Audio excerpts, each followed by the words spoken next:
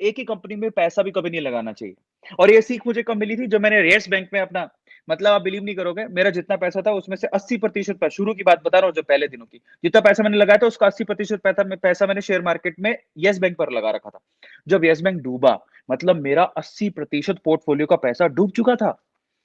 मैंने वहां से क्या सीखा, मैं भागा नहीं। मैंने वहां से ये सीखा कि पहली बात तो अब ये जो लॉस हो गया जो हो गया, सबसे पहले तो एक ही कंपनी में पैसा कभी मत लगाओ। आपका पोर्टफोलियो डाइवर्सिफाई होना चाहिए। और कई बार मैं आपको बताता हूँ, अगर आप ध्यान से देखोगे ना, बड़े-बड़े इन्वेस्टर या जो भी होते हैं, वो अपने पोर्टफोलियो के अंदर कम से कम 3 या 4 सेक्टर या कम से कम 15 या 20 कंपनीज में पैसा लगाते हैं।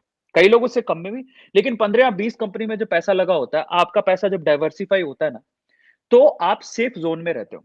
आप ये कभी मत सोचो कि मुझे 40, 50 या 100% रिटर्न चाहिए। अगर आपके पैसों में आपको 15% भी हर साल रिटर्न मिल गया, तो भाई आपके 10-15 साल का जो लंबा इन्वेस्टमेंट है, उसमें आपको अच्छा खासा रिटर्न मिल जाएगा।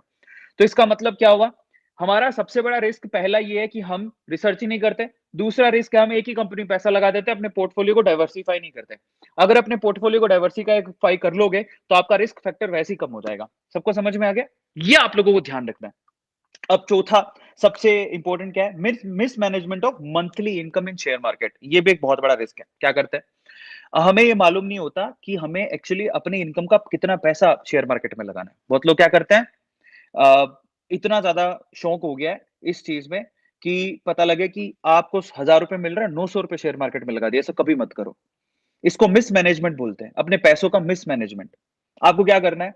मैं आपसे अभी भी कह रहा हूँ, आपकी जितनी भी इनकम है, उसका मिनिमम 10% और मैक्सिमम 20% ही आप इन शेयर मार्केट में इन्वेस्ट करो। देखो, इन्वेस्टमेंट के अलग-अलग तरीके होते हैं। थोड़ा बहुत शेयर मार्केट में लगाओ, थोड़ा बहुत म्यूचुअल फंड में लगाओ, थोड़ा बहुत प्रॉपर्टी में लगाओ, अगर आपके पास पैसा थोड़ा ज़्यादा है तो थोड़ा बहुत गोल्ड में लगाओ, ठीक है? थोड़ा बहुत अपनी स्किल डेवलपमेंट में लगाओ, थोड़ा बहुत अपने बिज़नेस में लगाओ। अपने इन्वेस्टमेंट के पोर्टफोलियो को भी डाइवर्सिफाई करो। ऐसा नहीं कि सारा का सारा पैसा शेयर मार्केट में लगा दिया, ये भी गलत है।